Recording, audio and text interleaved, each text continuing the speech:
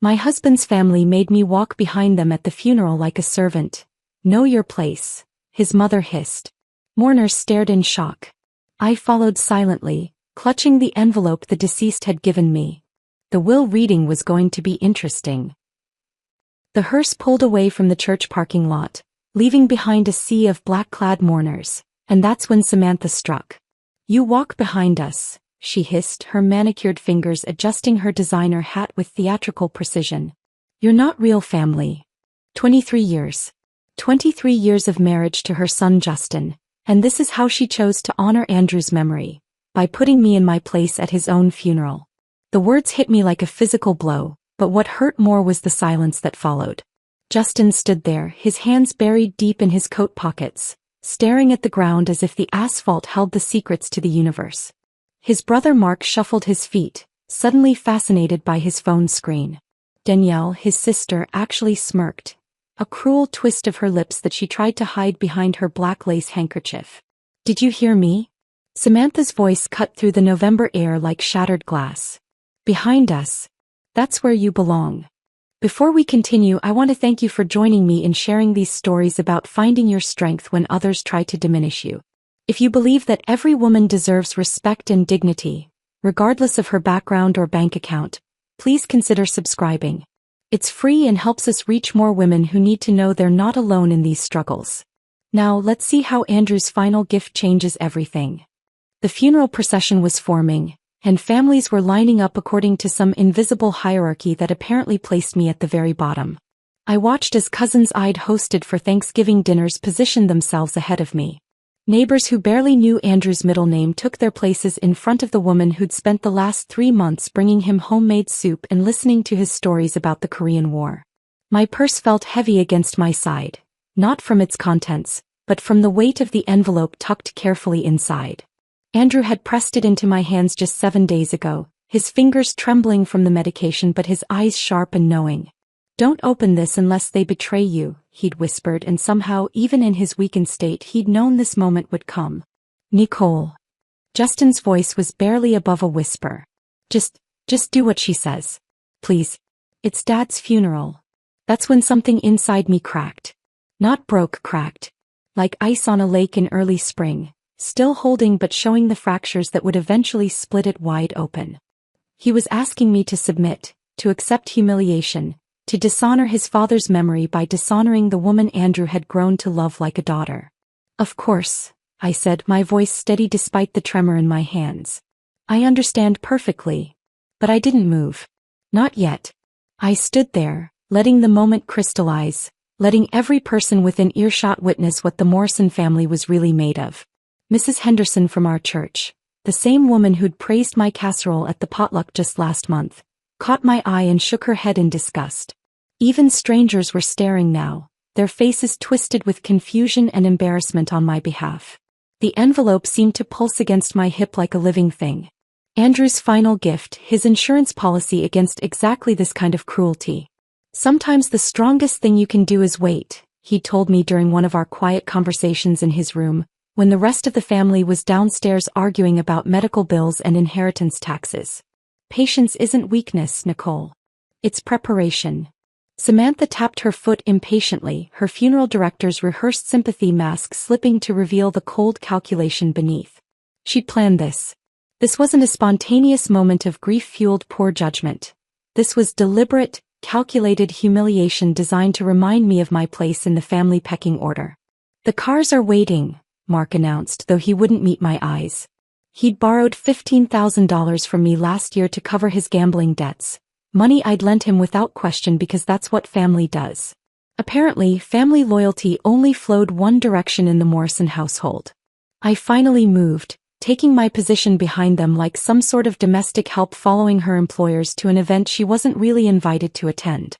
The whispers started immediately, a low buzz of confusion and disapproval that followed us toward the waiting cars. I could feel eyes on me, could sense the awkward discomfort of people trying to process what they were witnessing. She's walked behind them before, I heard someone murmur and realized with a jolt that this pattern was visible to others. How many family photos had I been relegated to the back row? How many holiday gatherings had I been assigned to the kitchen while they held court in the living room? How many times had I accepted the role of servant in my own marriage? The funeral home's black Cadillac gleamed in the afternoon sun, its chrome bumper reflecting my face in fragments. I looked older than my 52 years, worn down by decades of small battles and quiet surrenders. My simple black dress, purchased from a department store, not a boutique, felt shabby next to Samantha's designer grief ensemble. Even my grief was apparently inadequate by Morrison family standards. As we reached the cars, Danielle turned back with false concern painted across her features.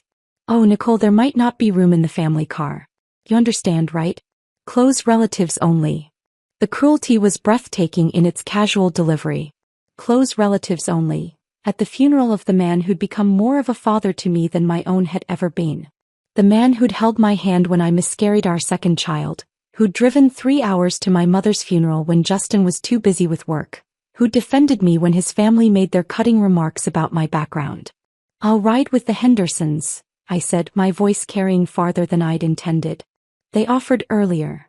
Mrs. Henderson immediately stepped forward, her arm linking through mine with surprising strength.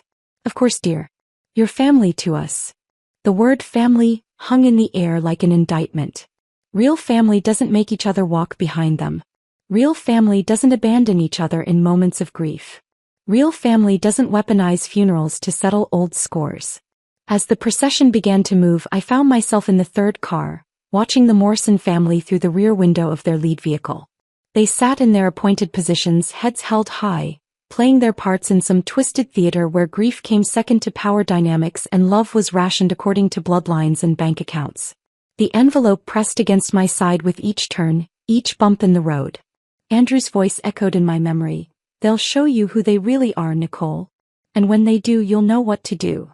I was beginning to understand that walking behind them wasn't my humiliation. It was my liberation. From this position I could see everything they couldn't.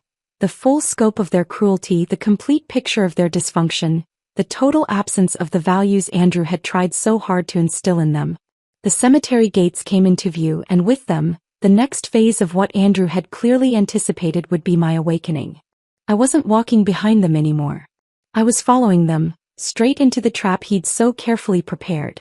The family home felt different as we stepped through the front door. The same mahogany panels, the same crystal chandelier casting fractured light across the foyer, but something fundamental had shifted. Andrew's presence lingered in every corner. His reading glasses still folded on the side table, his favorite coffee mug unwashed in the kitchen sink, his slippers positioned perfectly beside his recliner as if he might return at any moment. "Everyone in the den," Samantha announced, her authoritative tone cutting through the post-funeral silence. She'd shed her grieving widow performance the moment we'd crossed the threshold, transforming back into the family matriarch who ruled through intimidation and emotional manipulation. The den had always been the seat of Morrison power. Dark leather furniture arranged in a perfect semicircle, Andrew's massive oak desk commanding the room like a throne. Family portraits lined the walls, generations of Morrisons staring down with expressions of entitled superiority. I'd sat in this room exactly twice in 23 years, both times relegated to the uncomfortable wooden chair tucked in the corner like an afterthought. Today was no different. "Nicole, you can stand over there." Danielle gestured toward the wall with casual dismissal as if directing hired help to their station. The others settled into their assigned seats, Justin beside his mother on the main sofa, Mark in Andrew's favorite wingback chair, Danielle curled into the love seat she'd claimed as her own since childhood. I remained standing, my back against the bookshelf filled with Andrew's beloved first editions.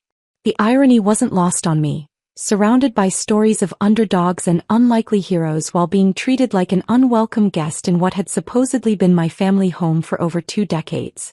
The lawyer arrived precisely at 3 o'clock, his nervous energy immediately filling the room.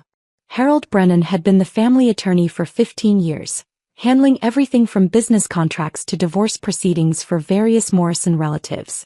He fumbled with his briefcase, avoiding direct eye contact with anyone, especially me. "Shall we begin?"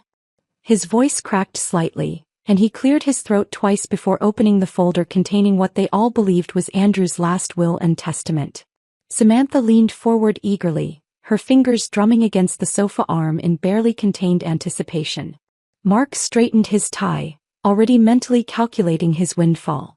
Danielle practically bounced in her seat, her phone ready to photograph whatever beach house deed she expected to receive.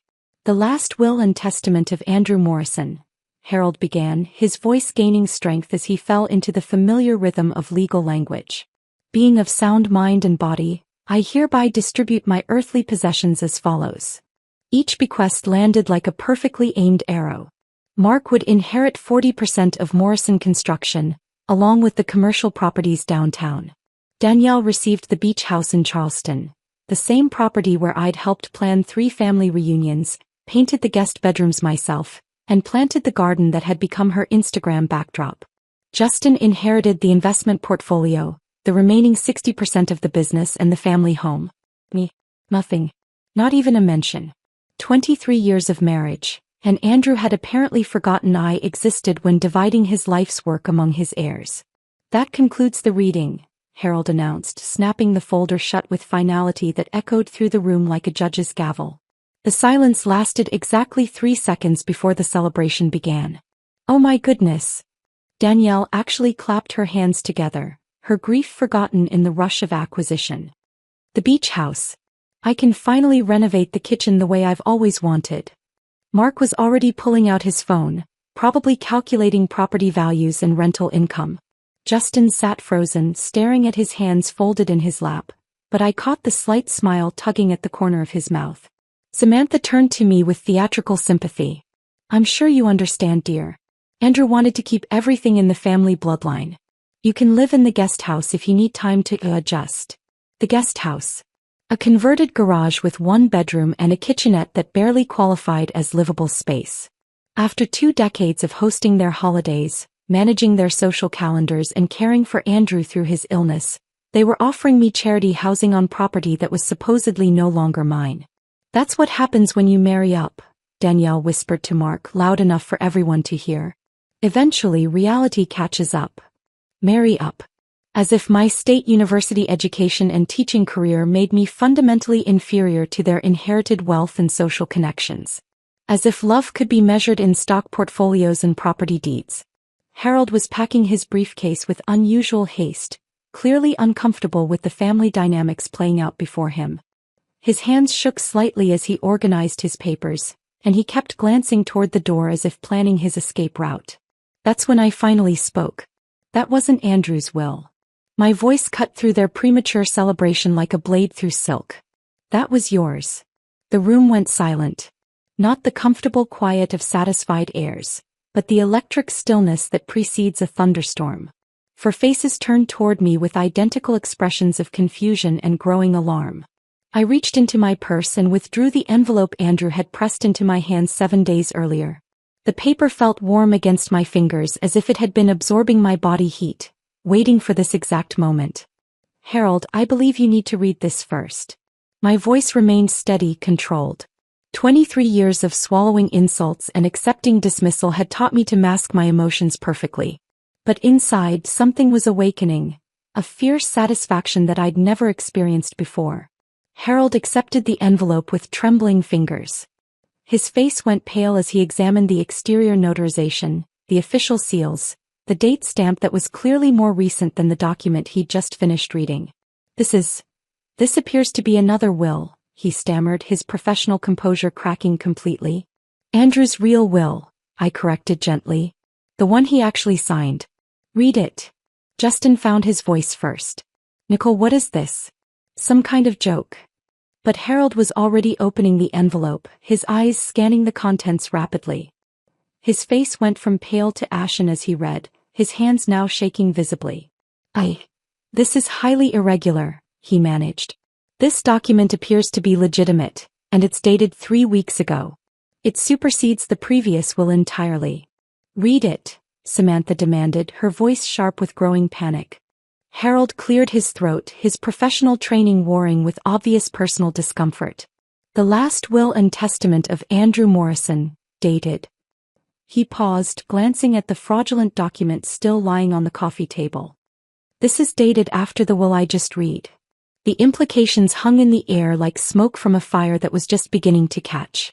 According to this document, Harold continued, his voice barely above a whisper, Andrew Morrison leaves his entire estate to his daughter-in-law, Nicole Morrison, with the following note. If this document is not read first, my family has committed fraud. Hold them accountable. The words hit the room like a physical force. Danielle gasped. Mark's phone clattered to the floor. Justin stared at me as if seeing me for the first time in our entire marriage. But it was Samantha's reaction that told me everything I needed to know. No shock. No confusion. Just cold, calculating fury, the expression of someone whose carefully laid plans had just been exposed. Andrew had known. He'd known exactly what they would try to do, and he'd prepared accordingly. The game had just begun. The silence stretched like a taut wire ready to snap. Samantha's mouth opened and closed twice before she managed to form words, her usual commanding presence dissolving into something brittle and desperate. That's fake, she declared, but her voice lacked conviction. The woman who had terrorized family gatherings for decades now sounded like a child caught in an obvious lie. Andrew was confused toward the end. The medication made him paranoid. But even as she spoke, I could see the cracks forming in her facade. Her perfectly manicured fingers trembled as she reached for her water glass, and the calculated composure that had been her weapon for so long was crumbling in real time. So is your smile, I replied, reaching into my purse once more. The second envelope emerged slowly, deliberately. Inside was a small flash drive. Nothing dramatic, just a simple piece of technology that contained the power to destroy everything they thought they knew about their carefully constructed world. Mark shifted uncomfortably in Andrew's chair, his face cycling through confusion, fear, and something that looked almost like relief. Nicole, what are you doing? This is insane. Is it? I held the flash drive between my thumb and forefinger, letting the afternoon light catch its metallic surface. Andrew always said the truth has a way of revealing itself. He just needed to make sure it had the right platform. Danielle had stopped pacing and was now pressed against the far wall, her earlier excitement about the beach house completely forgotten. You're scaring me, she whispered, though whether she was addressing me or the situation in general wasn't clear. Harold's laptop sat open on the coffee table, its screen casting a blue glow across the darkening room. His hands shook as he accepted the flash drive, and I noticed sweat beading on his forehead despite the cool temperature. I don't think this is appropriate, he stammered. Perhaps we should schedule another meeting when everyone has had time to process. Play it, I interrupted gently. Andrew specifically requested that if his original will wasn't honored, this recording should be viewed immediately. It's all part of his final wishes. The lawyer's face went through several color changes as he processed the implications. His career, his reputation, possibly his freedom, everything hung in the balance of whatever was contained on that tiny device. Justin finally found his voice. Nicole, please. Whatever this is, we can work it out as a family. Dad wouldn't have wanted. Your father wanted exactly this, I said, my voice cutting through his desperate plea. He spent his final months documenting everything. Every conversation, every scheme, every casual cruelty you all thought went unnoticed. The flash drive clicked into the USB port with a sound that seemed to echo through the room like a judge's gavel. Harold's fingers hesitated over the touchpad, but the legal implications of refusing to follow a deceased client's explicit instructions ultimately overrode his personal discomfort. The video began with Andrew sitting in his favorite chair, the same wingback that Mark now occupied. But this version of Andrew looked different from the frail man who had passed away just days earlier. His eyes were sharp, focused, filled with purpose and a strange kind of peace. If you're seeing this, Andrew's voice filled the room with startling clarity, they've already tried to erase Nicole. They're also responsible for more than just forgery. The words hit like physical blows. Samantha's water glass slipped from her fingers, shattering against the hardwood floor. The sound made everyone jump except me. I'd been prepared for this moment since Andrew first showed me the recording 3 weeks ago. More than just forgery? Justin's voice cracked like a teenager's. What does that mean? But Andrew wasn't finished. The camera angle shifted and suddenly we were watching a different scene entirely. Hidden camera footage from this very room, time-stamped 2 weeks before Andrew's death. The quality was grainy but the audio was crystal clear. Samantha's voice, low and conspiratorial. The doctor said his bones are brittle now. One fall down those stairs. Mark's response was immediate. Mom, we can't talk about this here. He never uses the handrail anymore, Samantha continued, ignoring her son's warning. All those medications make him dizzy. Accidents happen all the time to elderly people. Harold appeared in the frame, his nervous energy even more pronounced in the recording. We need to be very careful about timing. If the will changes are too recent, it could raise questions. Then we make sure there aren't any questions, Mark said, his voice cold in a way I'd never heard before. Dad's already talking about changing everything. Leaving it all to Nicole because she's the only one who truly cares about him. The bitterness in his voice was toxic.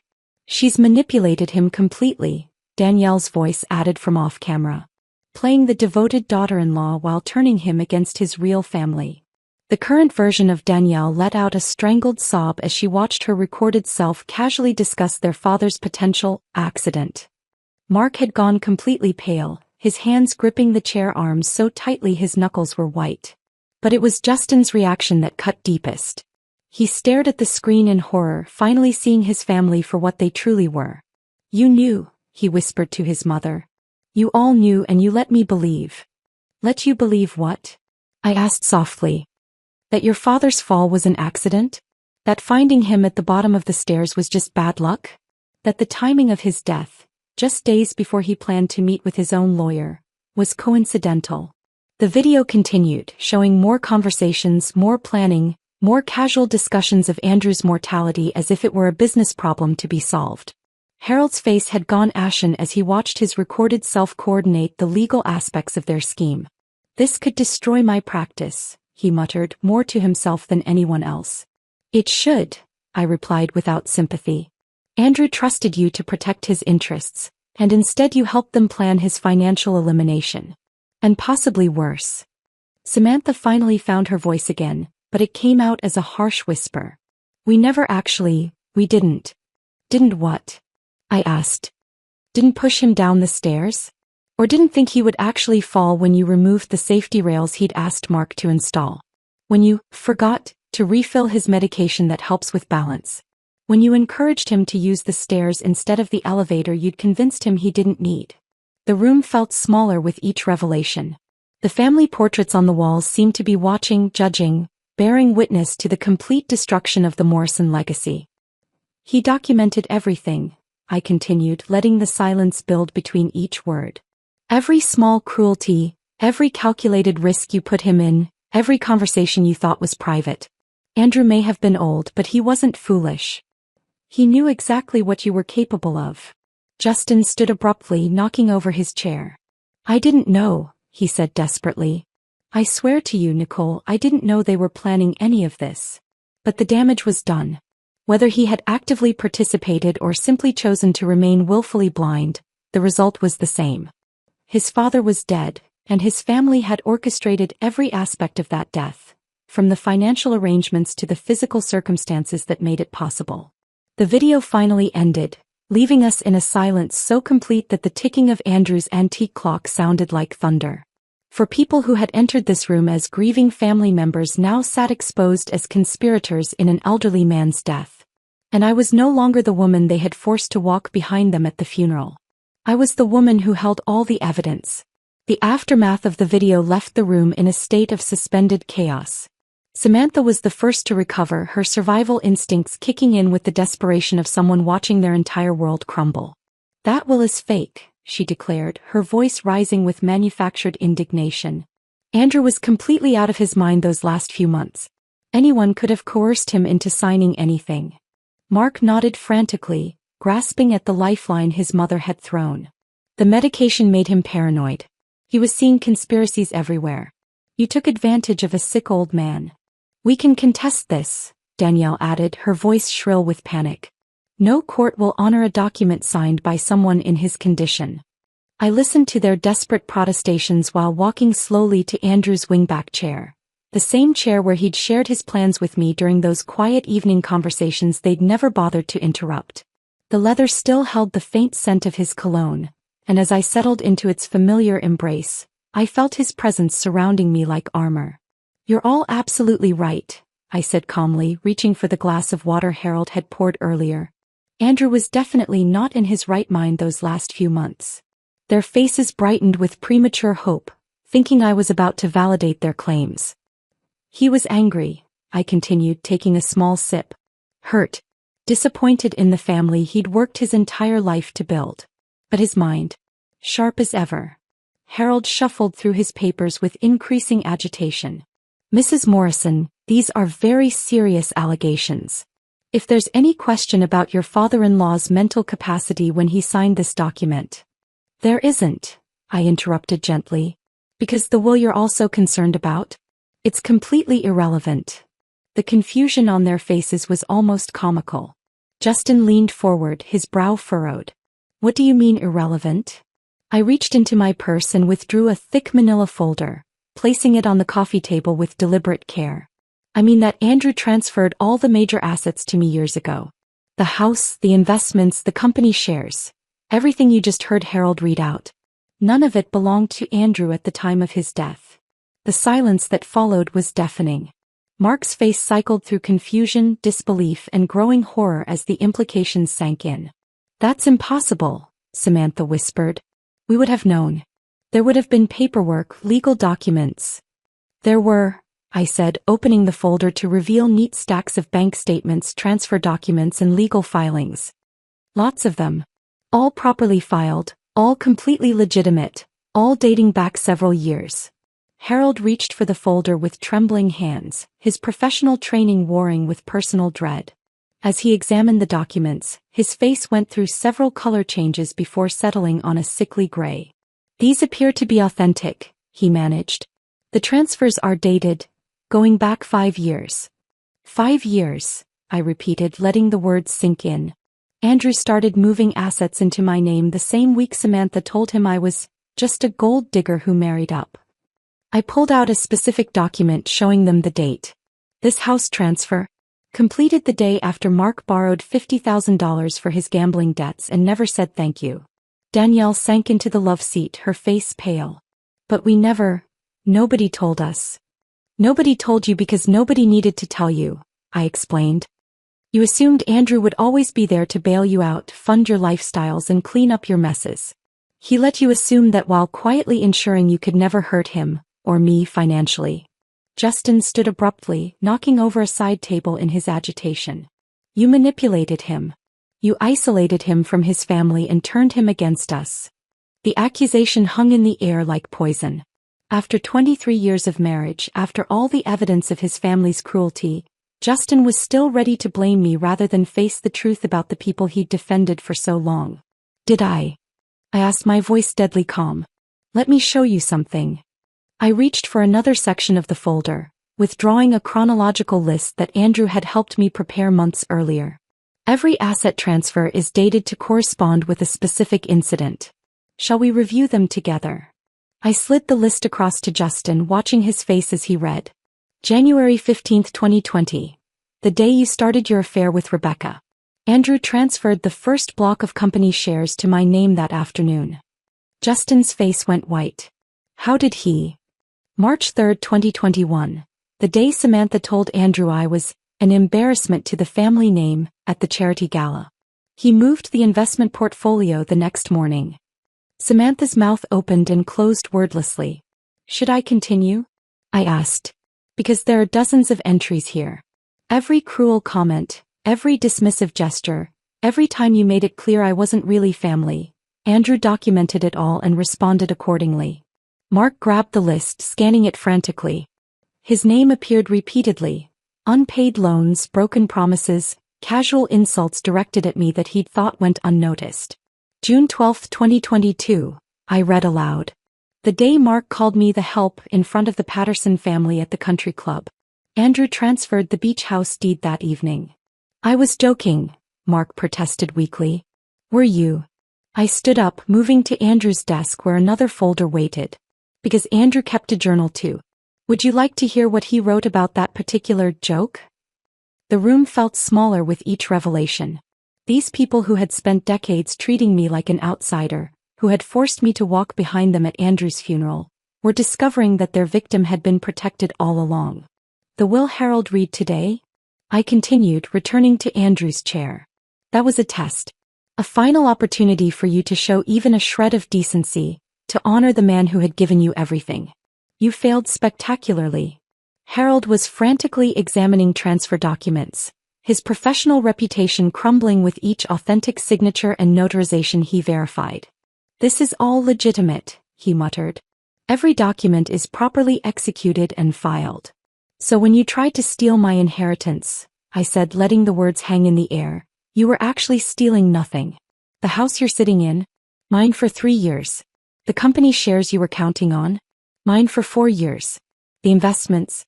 Mine for 2 years. The beautiful irony was not lost on any of us. They had committed fraud, conspiracy, and possibly worse, all to steal assets that no longer existed in Andrew's name. You stole nothing, I told them, my voice carrying the weight of years of suppressed anger and newfound power, because by the time Andrew passed, you were already left with heir. Justin slumped back into his chair, the full scope of his family's downfall finally hitting him. But the business, our whole lives. Your whole lives were built on Andrew's generosity, I corrected. Generosity you mistook for weakness, kindness you repaid with cruelty. He spent 5 years quietly protecting himself and me from exactly this scenario. The Morrison family empire, built over generations, sustained by Andrew's hard work and business acumen, had vanished not through death or disaster, but through their own greed and blindness. They had destroyed themselves. The weight of their collective downfall hung heavy in the air when I slowly rose from Andrew's chair, smoothing my black dress with deliberate calm. 4 pairs of eyes tracked my movement, each face painted with a different shade of desperation. I made one call this morning, I announced, my voice cutting through their stunned silence. They'll be here any second. The reaction was immediate and beautiful in its chaos. Harold's briefcase tumbled from his lap, spilling papers across the Persian rug. Mark's face flushed crimson, his hands instinctively moving to loosen his tie as if he couldn't breathe. Danielle let out a sharp gasp that bordered on a shriek, her perfectly manicured fingers clutching at her throat. But it was Samantha's response that surprised me most. The woman who had commanded this household for decades simply closed her eyes and exhaled slowly, as if she'd been waiting for this moment her entire life. You called them before you even got here, Justin said, his voice hollow with realization. You knew exactly how this would play out. While you were all getting dressed for the reading, assuming you'd walk away wealthy and vindicated, I was on the phone with Detective Morrison, no relation, I said with a slight smile, explaining that I had evidence of fraud, conspiracy, and possibly something much worse. The doorbell's sharp chime cut through the tension like a blade. For a moment nobody moved. Then Mark shot to his feet, his chair scraping against the hardwood floor. I'm not going to prison for this, he declared wildly. This is all Mom's idea. Sit down, Samantha commanded, her voice regaining some of its old authority. And keep your mouth shut. But the damage was already spreading. Harold was frantically stuffing documents into his briefcase, his hands shaking so violently that papers scattered like autumn leaves. I need to call my attorney, he muttered. This consultation is over. The doorbell rang again, longer this time, more insistent. I'll get it, I said pleasantly, as if welcoming guests for afternoon tea. The 2 officers at the door were exactly what I'd hoped for. Professional, serious, and clearly prepared for a complex situation. Detective Morrison, a stern woman in her 40s, introduced herself and her partner while I led them into the den where 4 people sat frozen in various poses of guilt and terror. Mrs. Morrison? Detective Morrison asked, though she was looking directly at me. That's me, I confirmed. Thank you for coming so quickly. As the officers stepped fully into the room, I moved to the coffee table where 3 sealed envelopes waited. I'd prepared them that morning while the family was getting ready for what they'd assumed would be their moment of triumph. Before we discuss the fraud and conspiracy charges, I said, placing my hand on the envelopes, I have some personal items to return. The theater of it was deliberate. After decades of their carefully orchestrated humiliations, I allowed myself this one moment of dramatic justice. I picked up the first envelope, labeled Samantha, in my careful handwriting. This belongs to you, I said, sliding it across the table to my former mother-in-law. Her hands trembled as she opened it, revealing a cheap costume jewelry necklace that sparkled with fake diamonds. The sticky note attached bore her own words. Didn't suit you anyway. You stole this from my jewelry box 3 years ago, I explained to the officers, who were watching with professional interest. During Thanksgiving dinner. You claimed it was too fancy for someone like me, then walked out wearing it. Samantha's face cycled through shame, rage, and humiliation. It was just a trinket, she whispered. Petty theft is still theft, Detective Morrison noted, making a note in her pad. The second envelope went to Mark, who stared at it as if it might explode. Open it, I encouraged. Inside was a document that looked official at first glance, until closer inspection revealed it was a template I'd downloaded and modified. Debt forgiveness letter void was stamped across the top in red ink. Mark owes me $537,000, I announced calmly. Various loans over the years that Andrew co-signed. Since I'm now Andrew's heir, those debts transfer to me. I smiled sweetly.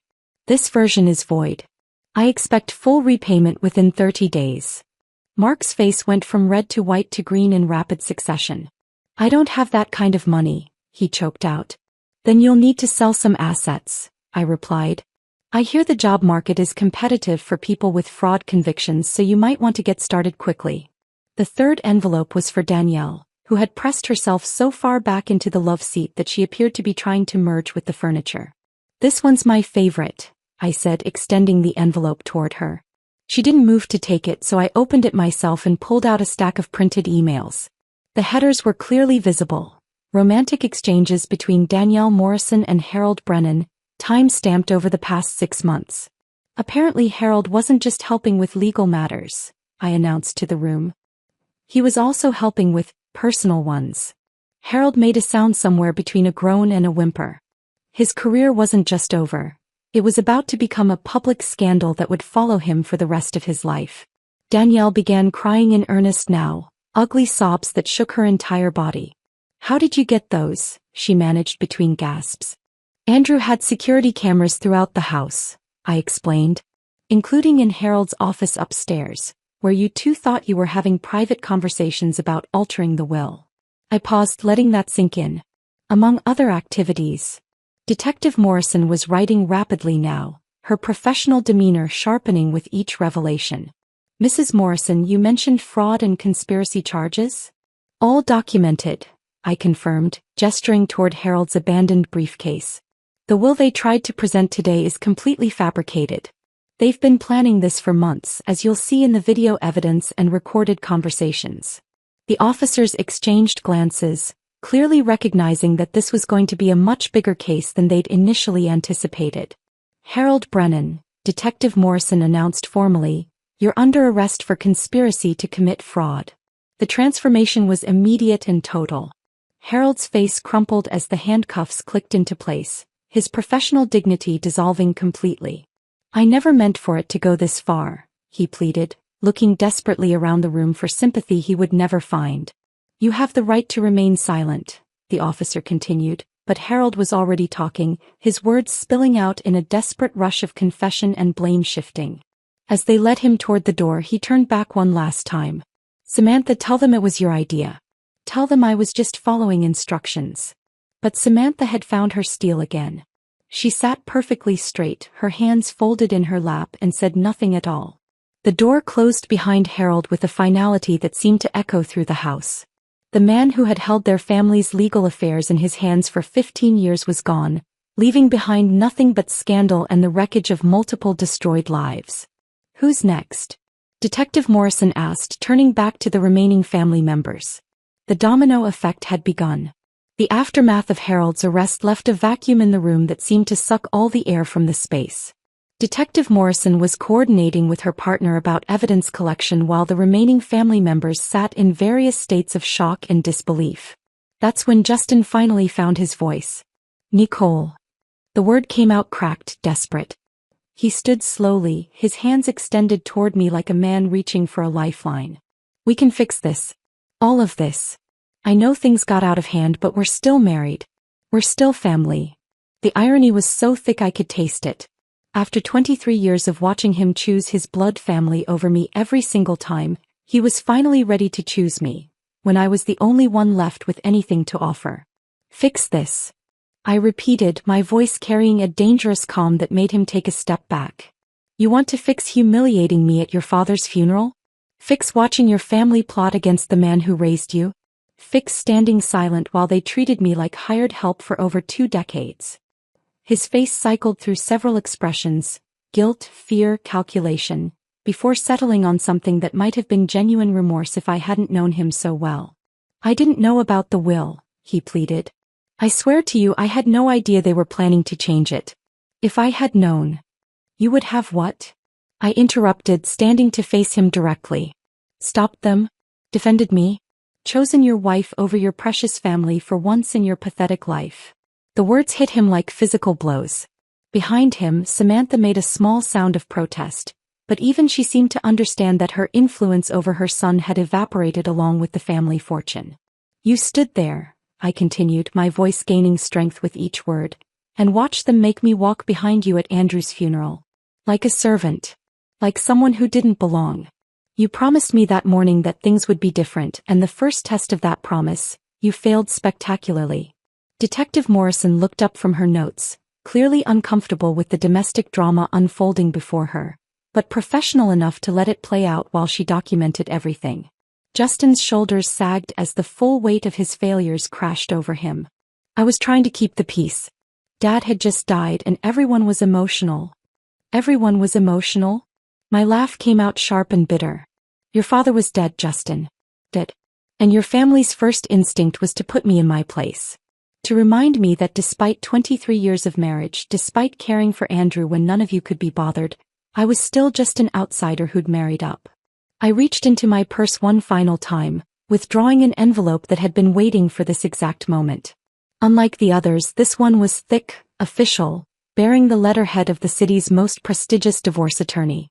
Now you'll follow me, I said, sliding the papers across to him. Into court. His hands trembled as he opened the envelope, his face going white as he scanned the contents. Divorce papers? But when did you? These are dated last week. While you were planning your inheritance windfall, I was planning my freedom, I replied. Everything's already filed. You just need to sign where indicated. The transformation in the room's dynamics was swift and complete. Samantha, who had spent decades orchestrating family decisions from her position of power, now sat diminished and silent. Mark stared at his shoes, probably calculating how he was going to explain a $500,000 debt to his wife. Danielle continued crying softly, her social status crumbling as thoroughly as her family's finances. Detective Morrison cleared her throat. Mrs. Morrison, we'll need you to come to the station tomorrow to give a formal statement. We have enough here to begin proceedings against the remaining family members for conspiracy to commit fraud. Of course, I said graciously. I'll bring all of Andrew's documentation. He was very thorough in his record-keeping. As the officers prepared to leave, I walked slowly to the head of the dining table, the same table where I'd been relegated to serving duties for every family gathering, the same table where I'd been told countless times that there wasn't room for my opinions in family discussions. I pulled out Andrew's chair and sat down. The symbolism was lost on no one. This chair had been Andrew's throne, the seat of family power for over 40 years.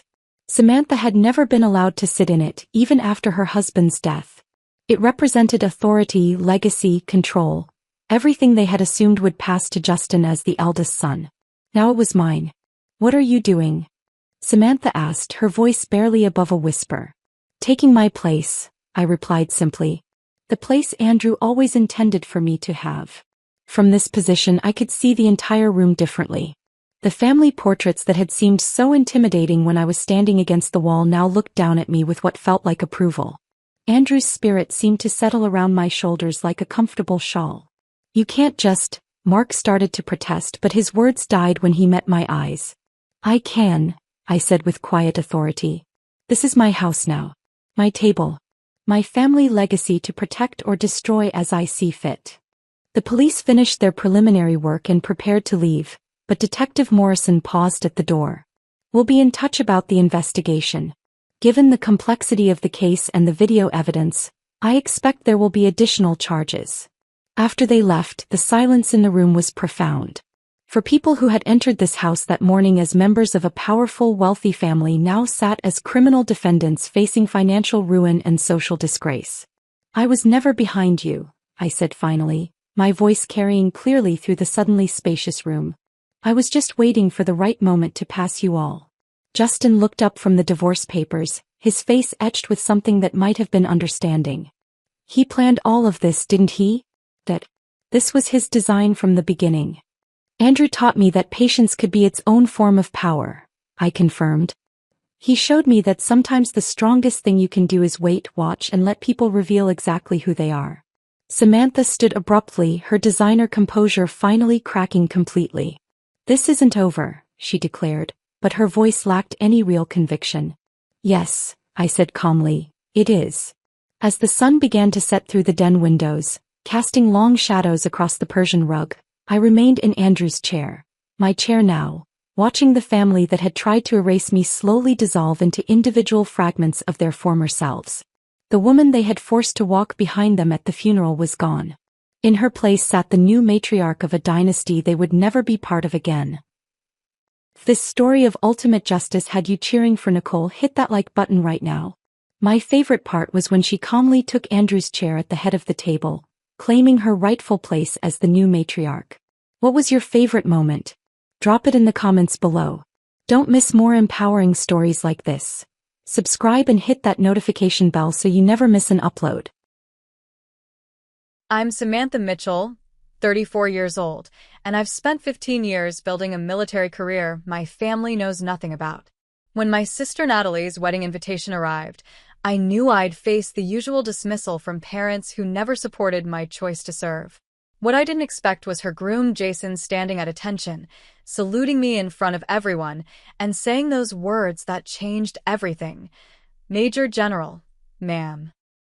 Before I tell you how my family finally learned who I really am, drop a comment letting me know where you're watching from, and don't forget to like and subscribe for more stories about standing your ground when nobody believes in you. I grew up in a picture-perfect colonial house in suburban Boston with my parents Frank and Diana Mitchell. From the outside, we were the ideal American family. Dad, the successful accountant, Mom, the former beauty queen turned community volunteer, and 2 daughters destined for respectable, traditionally feminine careers. My sister Natalie was 4 years younger, but somehow always seemed to be the adult in our relationship. She excelled at everything our parents valued. She was polite, studious, and most importantly, compliant. Girls like us become teachers or nurses, my mother would say during our Sunday dinners, her perfectly manicured nails tapping against her wine glass. We nurture, we support, we build families. My father would nod along, occasionally adding, leave the dangerous jobs to the men who are built for them. Natalie embraced this vision wholeheartedly. She played with dolls, joined future teachers' clubs, and eventually earned her degree in elementary education, just as our parents had mapped out. I was the anomaly, the daughter who asked for toy soldiers instead of Barbies for Christmas. My fascination with military service began with my grandfather Harold, my father's father. He'd served in Vietnam, earning a Purple Heart and carrying shrapnel in his leg that set off airport metal detectors until the day he died. While my parents showcased Natalie's dance recital trophies, they kept my grandfather's military photos in storage boxes in the attic. Pop, Pop, tell me about the jungle again, I'd whisper during his visits, when we'd sneak away from family gatherings to sit on the back porch swing. Sammy, he'd say, using the nickname my parents hated. The military made me who I am. Taught me what matters. Someday you'll find what makes you that strong. He'd show me his medals when my parents weren't looking, explaining each one with quiet pride. In high school, I joined ROTC despite my parents' objections. My mother cried when I came home in uniform the first time. You look like a boy, she sobbed, while my father shook his head in disappointment. It's just a phase, he assured my mother loudly enough for me to hear from the staircase. She'll grow out of it and realize there are better ways to serve her community. Ways that won't ruin her chances of finding a husband. Natalie, 14 at the time, watched this exchange with wide eyes, caught between family loyalty and sister solidarity. That night, she slipped into my room and sat on my bed. I think your uniform looks cool, she whispered, before quickly adding, but maybe Mom's right about it being dangerous? Even then, Natalie was learning the family dance. show momentary support for Sam before pivoting back to the approved narrative. By senior year, I'd risen to cadet commander of my unit and set my sights on West Point. My guidance counselor, Mrs. Bennett, was thrilled. My parents were horrified. Absolutely not. My father thundered when I announced my application plans over dinner. We didn't raise you to throw your life away playing soldier. It's the United States Military Academy, I corrected him, my voice shaking despite my resolve. And I'd graduate as an officer, not just some. I don't care if you'd graduate as the Queen of England, my mother interrupted. No daughter of mine is joining the army. What about your future? What about children? What about finding someone to take care of you? I can take care of myself, I said quietly. The argument escalated until my father delivered his ultimatum. If you pursue this ridiculous fantasy, you'll do it without our financial support or blessing. I looked to Natalie, hoping for backup, but she studied her plate intently, unwilling to choose sides. Later that night, I called my grandfather, who was living in a retirement community in Florida. They say they won't help me, I told him, fighting back tears. There was a long pause before he answered. Then I will, Sammy. I've been saving for something important. Turns out this is it. True to his word, my grandfather helped me complete my application and covered my initial expenses. When my acceptance letter arrived, my parents refused to acknowledge it. The night before I left home, I found a small package on my bed, a compass that had belonged to my grandfather in Vietnam with a note, to help you find your way when the path isn't clear. I left for West Point the next morning while my parents were at work, their choice, not mine. Only Natalie stood in the driveway to wave goodbye, her expression a mixture of admiration and concern. Make sure you write, she said, hugging me awkwardly. I will, I promised. Take care of Mom and Dad. It was the beginning of an unspoken arrangement. I would forge my own path, and Natalie would stay behind to keep the peace. Neither of us realized then how deeply this division would shape our relationship over the next 15 years. West Point nearly broke me that first year. The physical demands were brutal but manageable. It was the isolation that hurt most. While other cadets received care packages and proud letters from home, my mail slot remained empty except for the occasional postcard from my grandfather and short, dutiful notes from Natalie. My roommate Kelly noticed. Your family military too? She asked one night after watching me open another envelope with my grandfather's shaky handwriting. Just my grandfather, I answered. My parents think I'm wasting my life. Kelly nodded knowingly. My mom felt the same way. Nurse, teacher, or trophy wife, those were my only acceptable options. We became instant friends, and through Kelly, I found my first taste of chosen family. Our little group of cadets supported each other through pre-dawn runs, academic challenges, and homesickness. Slowly, I stopped checking my empty mailbox and focused on building something my parents couldn't diminish or take away. I graduated with honors, feeling a bittersweet pride when I saw my grandfather in the audience, using a cane but standing tall in his old dress uniform. My parents attended only after he insisted, sitting stiffly through the ceremony and leaving immediately after, missing the traditional hat toss that symbolized our transformation from cadets to officers. They'll come around, my grandfather promised during our brief celebration lunch. Some people need time to adjust their vision of who you are. But they never did. My first deployment came 6 months later, to Afghanistan. The night before I left, I called home, hoping fear might soften their stance. I'm shipping out tomorrow, I said, the pay phone cold against my ear. Well, be careful, my mother replied, her voice distant. Will you be back for Christmas? Natalie's bringing her new boyfriend.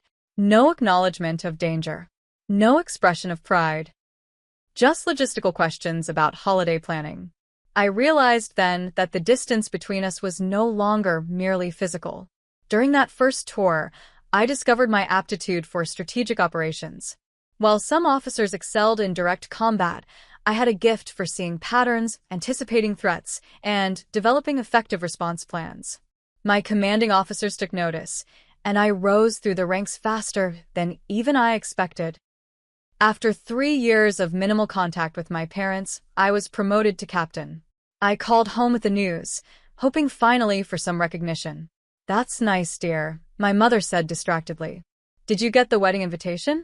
Natalie's college roommate is getting married in June." I hung up and made a decision that would shape the next decade of my life. I would stop seeking their approval. I would build my career and keep my achievements to myself. If they couldn't see my value, I wouldn't beg them to look harder. My second deployment brought me under the command of Colonel Patricia Harris, a 30-year veteran who became the mother figure I desperately needed. She saw my potential and pushed me to reach it, mentoring me through increasingly complex assignments. "Mitchell," she said after I successfully coordinated a high-risk extraction that saved 32 civilians, "you've got the strategic mind of a general. Don't let anyone convince you otherwise." Coming from Colonel Harris, this wasn't empty praise. She nominated me for advanced leadership training and recommended me for early promotion consideration. Under her guidance, I developed the confidence I never found at home. Meanwhile, my visits to Boston grew increasingly tense and infrequent. Each homecoming followed the same painful script. My mother commenting on my appearance, "Military food must be terrible, you've gained weight." My father dismissing my career, "Still playing Army, I see," and Natalie trying unsuccessfully to bridge the growing chasm between us. "They ask about you," she'd insist during our rare private conversations. "They just don't understand this life you've chosen." "They don't try to understand," I'd counter, to which she never had a response. In their minds, I was still playing dress-up in a uniform, while Natalie was building a real life as an elementary school teacher in the same district where we'd grown up. When she bought a condo 15 minutes from our parents' house, they threw her a lavish housewarming party. When I was awarded the Bronze Star for Valor after our convoy was ambushed, I didn't even tell them. By my 10th year of service, I had built a life completely separate from my family. My military colleagues became my support system, people who understood sacrifice and duty without explanation. We celebrated promotions together, mourned fallen comrades, and held each other up through the hardest days. When my grandfather passed away during my third deployment, I received emergency leave to attend his funeral. It was the first time I'd seen my parents in nearly 2 years. "He was so proud of you," my mother said at the reception, a rare acknowledgement that landed like a physical blow. Though I never understood why he encouraged this lifestyle. "Service isn't a lifestyle, Mom," I replied, fighting to keep my voice steady. "It's a calling." My father overheard and scoffed. "A calling to what? To throw away your education? To put yourself in danger? To avoid real responsibility?" I looked at him, this man who had never served a day in his life, criticizing choices he couldn't comprehend. "My responsibility is to my country and my soldiers," I said quietly, "and I take it very seriously." He shook his head and walked away, ending the conversation as he always did when challenged. That night, alone in my childhood bedroom, I found a small wooden box among my grandfather's possessions that had been left to me. Inside were all the letters I'd written him over the years, alongside newspaper clippings about military operations I'd been part of. He'd been tracking my career all along, finding pride in the achievements my parents dismissed. By the time I reached the rank of lieutenant colonel at age 32, I had completely stopped sharing professional milestones with my family. When I called home, I deflected questions about my work with vague references to office duties and administrative tasks, allowing my parents to believe I held some insignificant desk job. It was easier than facing their dismissal. Colonel Harris, now General Harris, saw through my detachment. "Family wounds cut deepest," she told me during a late-night strategy session. "But remember, Mitchell, hiding your light doesn't actually protect you. It just keeps you in the dark." I nodded, but didn't change my approach. The distance felt safer than the constant battle for recognition I'd never receive. The invitation arrived while I was stationed at a forward operating base near the Syrian border, overseeing a joint intelligence operation. The cream-colored envelope stood out among the military correspondence and field reports on my desk. Natalie was getting married. Despite our complicated relationship, we'd maintained a steady, if superficial, connection over the years. Monthly phone calls, birthday cards, occasional visits when I was stateside. She'd mentioned a boyfriend named Jason several times, but I hadn't realized things had gotten serious. That night, my satellite phone rang. Natalie, calling from 13 time zones away.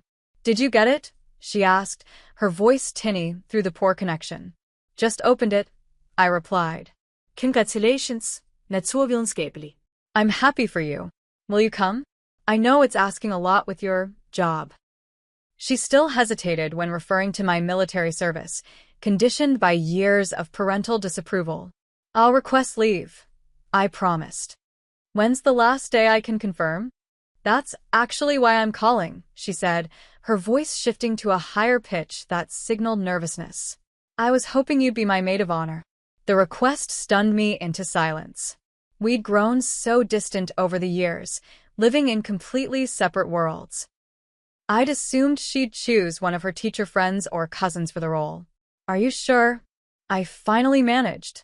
"You're my sister, Sam," she said simply. No matter what. That "no matter what" contained years of unspoken tension, her silent witnessing of our parents' disapproval, her peaceful existence in the world I'd left behind, her quiet acceptance of the family narrative that painted my choices as misguided at best, shameful at worst. "I'd be honored," I said, pushing aside my reservations. "Send me the details about dresses and whatever else I need to know." After hanging up, I sat in my quarters, staring at the invitation. 3 weeks in Boston, surrounded by family members who either pitied or judged me. 3 weeks pretending my career was insignificant to avoid confrontation. 3 weeks watching my parents dote on Natalie while treating me like their disappointing afterthought. My executive officer knocked on my door, interrupting my thoughts. "Ma'am, the intelligence briefing is ready whenever you are." I tucked the invitation into my desk drawer. "I'll be right there, Captain." The contrast between my two lives had never felt so stark. Here, I commanded respect and authority. At home, I was perpetually 16 years old, fighting for basic recognition. 2 days later, during my weekly video session with Dr. Lauren Winters, the military psychologist I'd been seeing since a particularly difficult mission 8 months prior, I brought up the wedding. "I'm happy for Natalie," I said, but dreading everything else about it.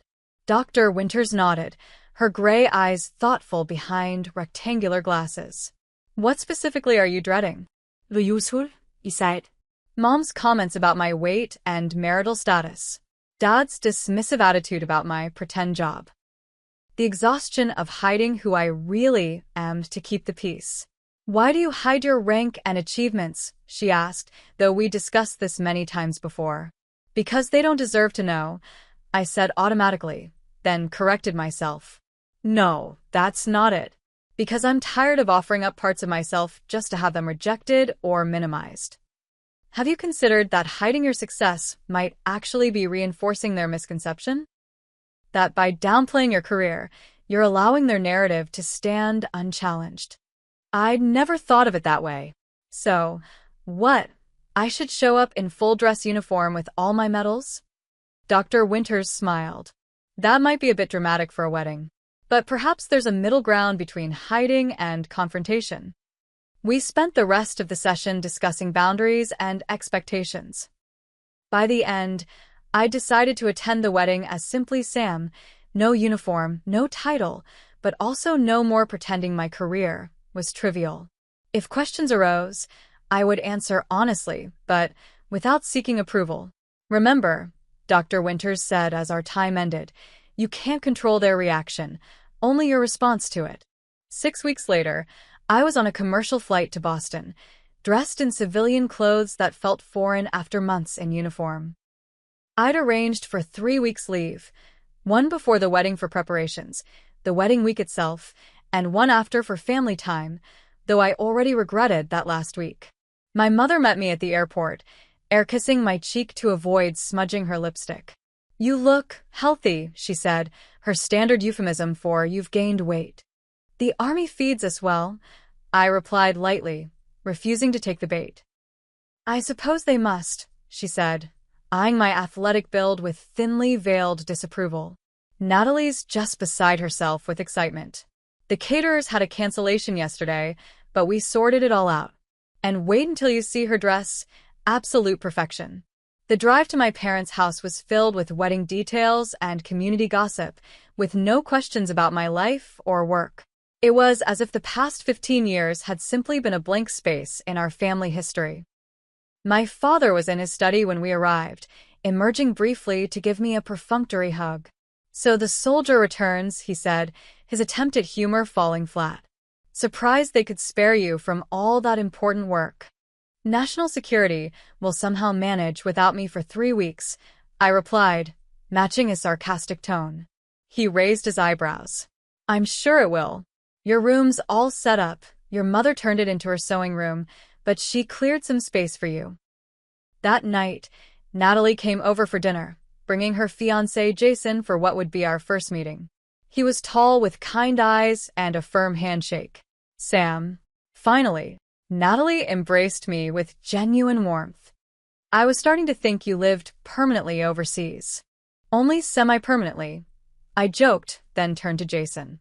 "Good to meet the man brave enough to join this family." Something flickered in his eyes. Recognition? But he simply smiled. Brave is a relative term. I think fortunate fits better. Throughout dinner, I noticed Jason studying me with curious glances while my parents performed their usual routine, showcasing Natalie's accomplishments while tactfully ignoring mine. "Natalie just received the district's Teacher of the Year award," my mother announced, beaming. "The superintendent said they've never had someone connect with children so naturally." "That's amazing, Nat," I said sincerely. "Congratulations." "It's not exactly saving the world," Natalie demurred, "but I love what I do." "Not everyone needs to save the world," my father added pointedly. "Some people are content making a difference right here at home." The implication was clear. My choice to serve globally somehow made my contribution less meaningful than Natalie's local impact. I took a large sip of wine instead of responding. Later, as Jason helped me clear the dishes, he asked quietly, "How long have you been in the service?" 15 years, I replied, surprised by his interest. "How did you know?" "The way you carry yourself," he said. "My dad was career military. You develop an eye for it." Before I could respond, my mother called from the dining room, "Jason, dear, tell Sam about your charity work. She's always been interested in, what do they call it, humanitarian causes."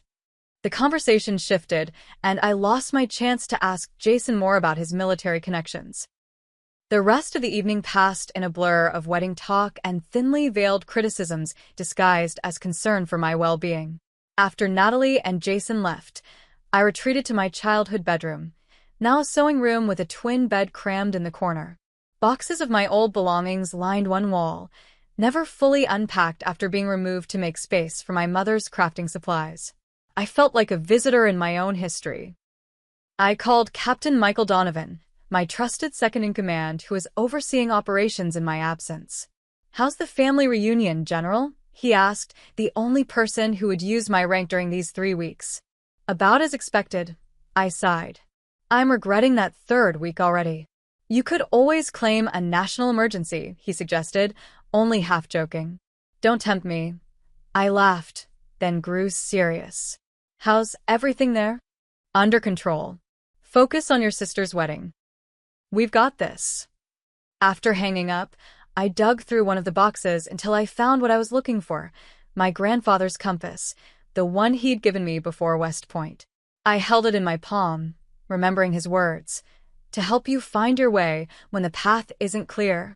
The path had never felt less clear than now, caught between the person my family thought I was and the leader I'd become. The rehearsal dinner the following night was an exercise in restraint. Held at an upscale restaurant in downtown Boston, it brought together both families for the first time. While Natalie made introductions, I stood awkwardly near the bar, nursing a glass of wine and observing the social dynamics.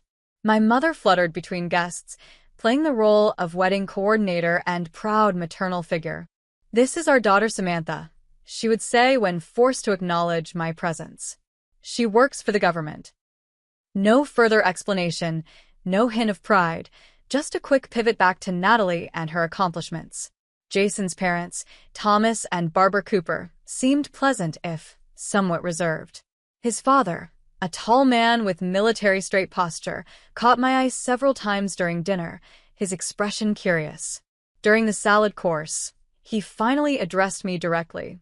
"Natalie mentioned you're in the army," he said. "Where are you stationed currently?"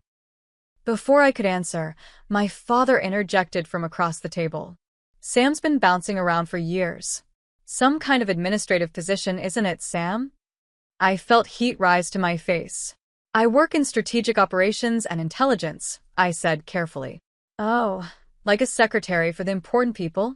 my mother added helpfully, causing several guests to chuckle. Jason's father frowned slightly, but didn't pursue the topic. Later, as guests mingled over dessert, he approached me again. "Thomas Cooper," he said, extending his hand. "Former Marine Corps, retired as colonel after 30 years. Suddenly Jason's earlier recognition made sense. "Samantha Mitchell," I replied, instinctively straightening my posture. "I thought so," he said quietly. "My son mentioned meeting his fiancée's sister at some charity event last year. Said she was impressive, but didn't elaborate. Now I understand why." I blinked in surprise. "I've never met Jason before last night." Thomas smiled knowingly. "Not as Natalie's boyfriend, perhaps. But he runs a veteran support foundation. Does a lot of work with active service members." Before I could process this information, Natalie appeared at my elbow. "I see you've met Jason's dad. Isn't he great? He has all these amazing military stories, just like you probably do."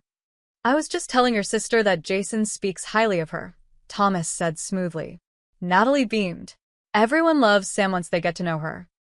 Mom and Dad just wish she'd find a nice job closer to home, right, Sam?" I forced a smile. "Something like that." The morning of the wedding dawned bright and clear. I joined Natalie and her bridesmaids at the hotel suite for hair and makeup, steeling myself for hours of girl talk and passive-aggressive comments. "Sam, darling, I've told a stylist to give you something that minimizes your jawline," my mother announced as I entered the suite. "And I've brought some concealer for those circles under your eyes. All that army stress doesn't do your complexion any favors." Natalie shot me an apologetic look as I submitted to the ministrations of a makeup artist who seemed determined to transform me into someone unrecognizable. "Maybe something subtle," I suggested as she reached for false eyelashes. "I'm not really comfortable with." "Nonsense," my mother interrupted. "This is Natalie's day, and the photos will last forever. We want everyone looking their best." The underlying message was clear. My natural appearance wasn't good enough for her perfect wedding vision. I caught Natalie's eye in the mirror, silently asking if this really mattered to her.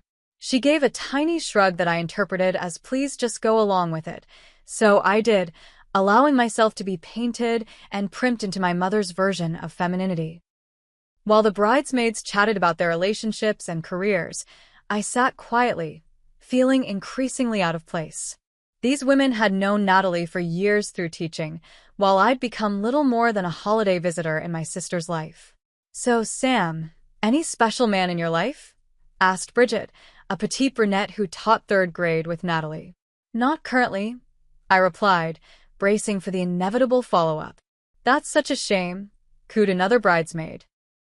"Is it hard to date in the military? All those regulations and moving around." Before I could answer, my mother interjected. "Sam's always been career-focused. Hasn't had time for building a real life, have you, dear?" I bit back a retort about what constituted a real life, and simply smiled tightly. "My work keeps me busy." "Well, there will be plenty of eligible men at the reception," my mother continued. "Jason has some very handsome friends. Maybe you'll finally meet someone who can convince you to settle down." The stylist working on my hair tugged a bit too hard, as if punctuating my mother's statement. I winced but remained silent, counting the hours until this performance would be over. As the bridesmaids dispersed to get dressed, Natalie pulled me aside. "I'm sorry about Mom," she whispered. "You know how she gets." "It's fine," I said automatically. This is your day, not mine. Natalie hesitated, then said, Jason told me he recognized you when you met. From some military event. I froze. What did he say exactly? Just that he'd seen you at a Medal of Honor ceremony last year. He runs this foundation for veterans, and apparently you were there representing your unit or something. She looked uncertain. He seemed impressed, which is weird because Mom and Dad always make it sound like you just push papers around. It's complicated, I said carefully. What else did he say? Nothing specific. Just that I should be proud of you. She tilted her head curiously. Should I be? Proud of you, I mean? Is there something you haven't told us about your work? The moment hung between us, an opportunity for honesty after years of strategic omission. But looking at Natalie in her bridal robe, surrounded by wedding paraphernalia, I couldn't bring myself to shift the focus. I just do my job, I said finally. Today is about you, not my career. She seemed disappointed but nodded. Well, whatever you do, Jason thinks it's important. And for what it's worth, so do I. Before I could respond, my mother bustled in announcing it was time for photos, and the moment passed. I changed into my bridesmaid dress, a flattering but uncomfortable silk gown in dusty rose, and joined the others for the pre-ceremony photo session. As we posed on the hotel's garden terrace, I spotted Jason and his groomsmen arriving. He caught my eye and gave a subtle nod of recognition that seemed loaded with meaning. I suddenly felt exposed, wondering exactly what he knew about me and why he hadn't said anything directly. During a brief break in the photos, I managed to pull him aside. Natalie mentioned you recognized me from a ceremony last year. Jason looked around to ensure we weren't overheard. It was the Central Command Distinction Awards. You received commendation for the Haditha operation. I stared at him, shocked that he knew about a classified mission that had saved dozens of lives but never made public news. That information isn't. My foundation works closely with high-level military personnel, he explained quickly. I've heard your name mentioned in certain circles. With a lot of respect. Does Natalie know about my rank, my position? He shook his head. I gathered from meeting your parents that you keep things compartmentalized. I didn't feel it was my place to say anything. Relief washed over me. I'd appreciate if you'd continue not to. Today should be about you and Natalie, not my complicated relationship with my family. Jason studied me for a moment. Can I ask why? Why hide who you are from them? Because they decided who I was 15 years ago, I said simply. And nothing I've achieved since has changed their minds. He nodded slowly. I understand. Your secret is safe with me, General. Hearing my rank spoken aloud in this setting sent a jolt through me. Thank you, I said quietly, just as my mother called for the next round of photos. Throughout the afternoon, I caught snippets of my parents' conversations with relatives and friends, each one a small cut to my professional dignity. Samantha? Oh, she does something administrative for the Army. Not a combat role, thank goodness. We always hoped she'd find a more suitable career, but you know how stubborn she can be. No husband yet. Her lifestyle makes it difficult to meet someone appropriate. We're still hoping she'll come to her senses and move back home. The Army was just a rebellion phase that unfortunately stuck. But Natalie has always been our practical one. Teaching is such a perfect career for a young woman, don't you think? Each comment reinforced what I'd always known. In their eyes, I would never measure up to the daughter they wanted me to be. As the afternoon wore on, I found myself retreating both physically and emotionally, seeking quiet corners where I could escape the constant reminders of my outsider status. An hour before the ceremony, I slipped into the empty church sanctuary, needing a moment alone. I sat in a back pew, surrounded by flowers and ribbons, and considered what it would mean to simply leave, to make an excuse about a work emergency and fly back to my unit where I belonged, where I was valued. The thought was tempting, but as I stood to go, I caught sight of a photo of Natalie that had been placed near the guest book. My little sister, beaming with genuine happiness. Whatever complications existed between us, she had asked me to stand beside her on this day. I couldn't disappoint her, even if it meant enduring a few more hours of parental disapproval. With renewed resolve, I straightened my shoulders, a soldier preparing for a difficult mission, and returned to the bridal suite where Natalie was being helped into her wedding gown. The ceremony itself was beautiful. Natalie looked radiant walking down the aisle on our father's arm, and Jason's face, when he saw her, contained everything a bride could hope for: love, awe, certainty. Standing at the altar as maid of honor, I found myself genuinely moved by their exchange of vows, particularly Jason's promise to honor your past, support your present, and help build your future. For a brief, magical hour, family tensions dissolved into the universal emotion of witnessing two people commit their lives to each other. Even my parents seemed softer, more genuine, as they watched their younger daughter take this traditional step they'd always valued. After the ceremony, the bridal party was whisked away for more photos while guests proceeded to the reception venue, an elegant converted boathouse overlooking the Charles River. By the time we arrived, cocktail hour was in full swing, and I steeled myself for the social gauntlet ahead.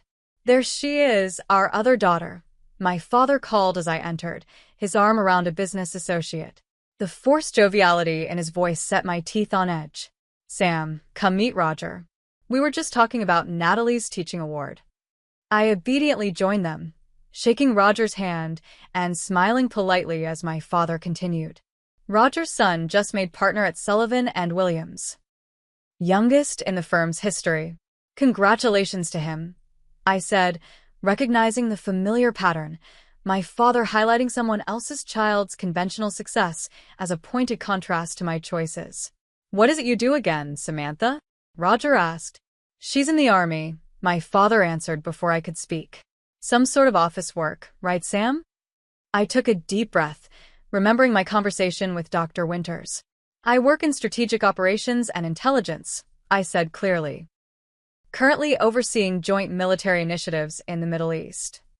My father's smile faltered slightly before he recovered. "Well, someone has to handle the paperwork, I suppose. Roger, have you tried the crab cakes? Absolutely outstanding." And just like that, the moment of potential recognition was diverted. Throughout dinner, I watched my parents bask in the glow of hosting a perfect wedding, accepting compliments on everything from the flower arrangements to Natalie's choice of husband. Both our girls were always so different. I overheard my mother telling a table of her friends. Natalie knew exactly what she wanted: stability, family, community. Samantha was always searching for something. We still hope she'll find whatever it is and come back home. The first dance brought a lump to my throat as Jason led Natalie across the floor to At Last, her favorite song since childhood.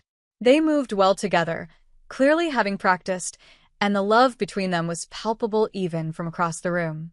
Next came the father-daughter dance, my father beaming with pride as he waltzed with Natalie. Then the mother-son dance, with Jason and his mother sharing a sweet moment to Frank Sinatra. As the formal dances concluded, the band invited all guests to join in. I was heading toward the bar when my mother intercepted me, a tall man in tow. "Samantha, have you met Dr. Alan Peterson? He's just opened a pediatric practice in Cambridge." "Alan, this is my daughter Sam." The setup couldn't have been more transparent, but Dr. Peterson seemed nice enough, if slightly uncomfortable with my mother's obvious matchmaking. "Nice to meet you," I said, extending my hand. "Are you a friend of Jason's?" "College roommate," he confirmed, "though we've stayed close." "Your mother mentioned you're in town just for the wedding." "Yes, I live overseas most of the year." My mother jumped in. "Sam's job keeps her moving around, but we're hoping she'll find something more permanent soon. 34 is such a crucial time for a woman.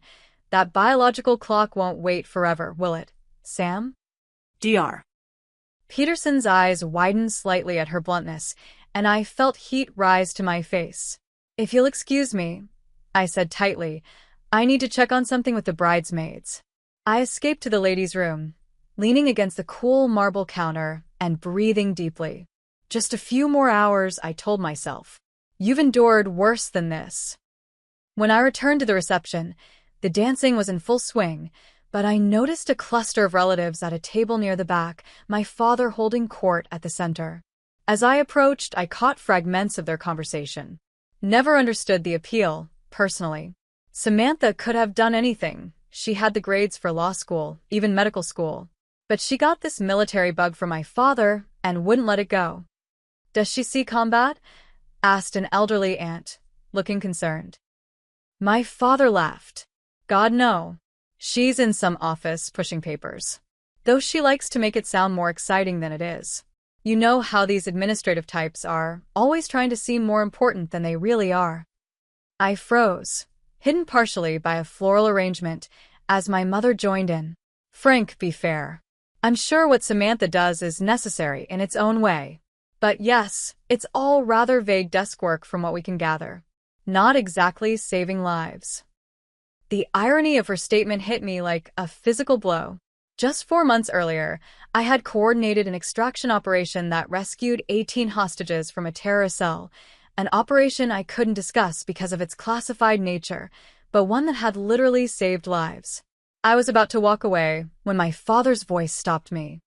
"The real shame is that she's thrown away her chance at a normal life. No husband, no children, no real home. Just this endless playing soldier, while her youth slips away." Natalie, thank goodness, had more sense. "Maybe she enjoys her work, Frank," said an uncle I'd always liked. "Not everyone wants the same things in life. Enjoyment doesn't build a legacy," my father replied dismissively. "What will Samantha have to show for her life when all this army business is done? Natalie will have a family, a community that knows her name. Sam will just have whatever medals they give out for typing reports correctly." The group laughed, and I felt something inside me crack. 15 years of dismissal, minimization, and outright mockery crystallized in that moment. I turned away, nearly colliding with a server carrying champagne. Across the room, I spotted Jason watching me, his expression suggesting he'd overheard at least part of the conversation. He gave me a small nod that somehow contained both apology and solidarity before being pulled back into conversation with his groomsmen. I made my way to the bar, ordered a whiskey neat, and retreated to a quiet corner to collect myself. I had almost regained my composure when my parents approached with an elderly couple I recognized as my mother's cousins from Philadelphia. "There you are, Sam," my mother said brightly. "Judith and Howard were just asking about you." "We hear you're quite the career woman," Judith said kindly. "Something in the military?" "Yes, I began, but my father interrupted. Sam couldn't find a husband, so she joined the army," he said with a laugh that was clearly meant to be jovial but landed as cruel. "Been playing soldier ever since, haven't you, kiddo?" The whiskey in my stomach turned to acid. 15 years of service, multiple combat deployments, medals earned through blood and courage, lives saved through strategy and leadership, all reduced to playing soldier because I couldn't find a husband. I opened my mouth to finally, after all these years, set the record straight, to tell them exactly who I was and what I'd accomplished, when I noticed Jason approaching our small group, his expression unreadable. "I'm telling you," my father continued, unaware of Jason's approach, "it's like she's been playing dress-up all these years. Army Barbie." He chuckled at his own joke while my mother smiled indulgently. "Frank," she chided without conviction, "be nice. I'm sure Samantha does something useful in her office job." It was at that precise moment that Jason reached our circle. Without hesitation, he snapped to attention, executed a perfect military salute, and said in a clear, carrying voice, "Major General, ma'am." The honorific hung in the air like a thunderclap. Conversations nearby faltered as heads turned toward our small group. My father's laughter died abruptly, replaced by confusion. "I'm sorry, what did you call her?" he asked, looking between Jason and me. Jason maintained perfect military bearing as he replied, "Major General Samantha Mitchell, sir. 2-star general, currently the youngest in the United States Army and one of only a handful of women to achieve that rank." Silence spread outward from our position like ripples in a pond. My mother's champagne glass froze halfway to her lips. My father's face cycled rapidly through confusion, disbelief, and the beginning stages of shock. There must be some mistake. My mother finally managed. Samantha's just she works in an office, she's not. With respect, Mrs. Mitchell, Jason continued formally. Your daughter commands over 20,000 troops and oversees strategic operations across 3 countries. Her last mission saved 18 American hostages and 34 civilian lives. The elderly couple who had been subjected to my father's jokes looked at me with new eyes, respect, awe, and no small amount of confusion evident in their expressions. Is this true? My father demanded, turning to me. For the first time in my adult life, I saw him genuinely wrong-footed, his certainty about who I was and what I did shattered in a single moment. Before I could answer, another voice joined the conversation. It's absolutely true. Thomas Cooper, Jason's father and former Marine colonel, stepped forward. Your daughter's reputation in military circles is exceptional. The Mitchell extraction, as it's now known, will be taught at West Point for generations. The bubble of silence around us had expanded to encompass nearly half the reception. From the corner of my eye, I could see Natalie making her way toward us, concern etched on her face. Why didn't you tell us? My mother asked, her voice small and uncertain. 15 years of dismissed achievements, minimized sacrifices, and outright mockery crystallized in that moment. I straightened to my full height, unconsciously adopting the posture that commanded respect from generals and heads of state. I tried, Mom. For years, I tried. But you and Dad had already decided that my choice to serve was a mistake, a phase, a failure to achieve what you wanted for me. Every promotion, every commendation, every step forward in my career was met with the same dismissal, that I was wasting my potential, avoiding real responsibility, playing dress-up. My father's face had drained of color. But a general? That's not possible. You're only 34. Youngest female general in Army history, confirmed a man I didn't recognize, who stepped forward from a nearby table. Sir, I served under your daughter in Baghdad. She saved our entire unit through a strategic decision that should have been impossible. It's an honor to see her again. He nodded respectfully in my direction. I realized then that there were several military or former military personnel at the wedding, friends of Jason's through his foundation work, most likely, who had recognized me but respectfully maintained my privacy. Natalie had reached our group by now, her eyes wide with confusion. Sam? What's happening? Jason turned to his new wife. I'm sorry for the disruption, but I couldn't stand by and listen to your parents mischaracterize your sister's service any longer. He looked at me. I apologize if I overstepped, General. The formal address in this setting felt surreal, worlds colliding in a way I'd never anticipated. At ease, I said automatically, then immediately felt ridiculous using military commands at my sister's wedding reception. Will someone please explain what's going on? Natalie asked, looking between her new husband and me. I took a deep breath. Nat, I've never been completely honest with you about my military career. I'm not just some administrative officer. I'm a major general, commanding strategic operations across the Middle East and parts of North Africa. Her eyes widened impossibly further. A general? Like, with stars and everything. Despite the tension, I couldn't help but smile at her simplified understanding. Yes, with stars. 2 of them, currently. But why wouldn't you tell us? She looked hurt rather than impressed, which somehow cut deeper than my parents' shock. Because every time I tried to talk about my career, our parents made it clear they thought I was wasting my life. After a while, it was easier to let them believe what they wanted than to fight for recognition they weren't willing to give. My father had recovered enough to attempt damage control, aware of the growing audience. Well, this is quite a surprise. Of course, we're very proud of Samantha. We just had no idea the extent of her responsibilities.